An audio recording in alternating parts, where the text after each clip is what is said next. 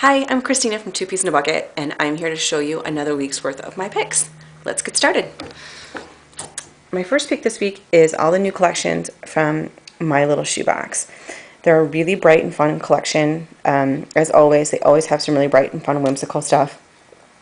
I seem to be trending towards colorful and bright stuff lately. I think it's because it's almost the end of winter, but let's get started. This is the Away We Go.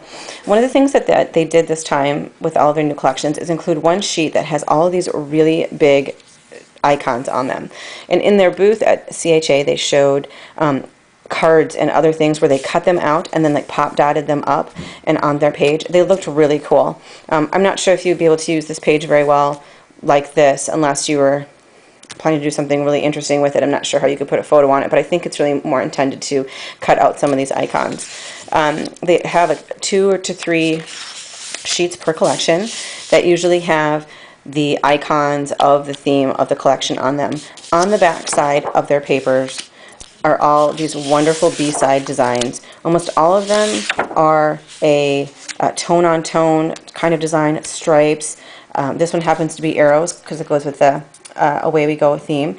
But they tend to be really nice. I like to use them from some of their other collections to cut out things. I love the tone-on-tone colors. This is the Flying High. Again, here's the icon sheet. I think it would be really interesting to cut out some of these little houses and place them all together in a cute little village overlapping.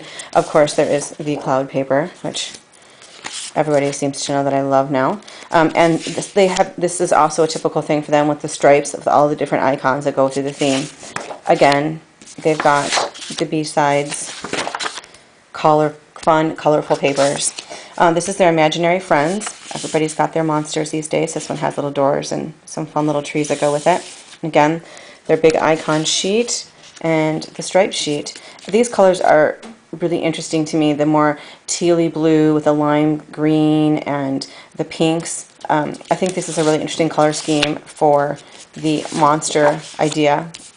Nice, really nice dotted pink. I really like this. Several of their collections have a different kind of a lined paper like this. One of the other ones actually has one where instead of it being blue and pink, it's actually green. Nice little plaid grid. This is a Just Add Butter, a whole collection that's basically on their cooking stuff. Again, really great patterns on the back. Love that stripe. And this is their little critter. This little critter apparently really loves fruit. Some great B-side patterns. Again, I like this black or this brown. And this one, I'm sorry, is all a flutter. It's upside down. This one's a little more pen and ink kind of drawing. More bright colors, more primary colors, the red and green and yellow. And again, the B-sides. With each one of these collections comes a die cut sheet. They're always in circles with a scallop. They all have some sort of different color scheme and design around the edges that matches whichever collection they come in. I've always thought these were really cute. They have some really nice ones with all their different collections. This one is obviously with the cars, the Away We Go. And this one has the little pen and ink kind of drawing on it. And this one actually I found really interesting.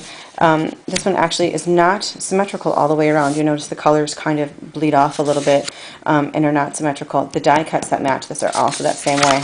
I really like that. With each one of their collections, they do a die cut. I have really enjoyed their die cuts. These are die cuts, not stickers. See, they're perforated. I took one out of the package so you could see. They all have a couple of borders on them, several different journaling plates of different kinds, some photo corners on them, usually a heart of some sort. I really like the little quote bubbles. This one has a little pen and ink drawing. It's that Flying High. And this one obviously goes with the monsters. Again, there's some little hearts, the little quote bubbles and stuff, and you can see that the design is asymmetrical. It bleeds off. It's not just like that circle paper. It's not all the way perfect all the way around. And then the little borders. There's one for each one of those collections. And they've done this with all the collections that we've carried here at Two Peas.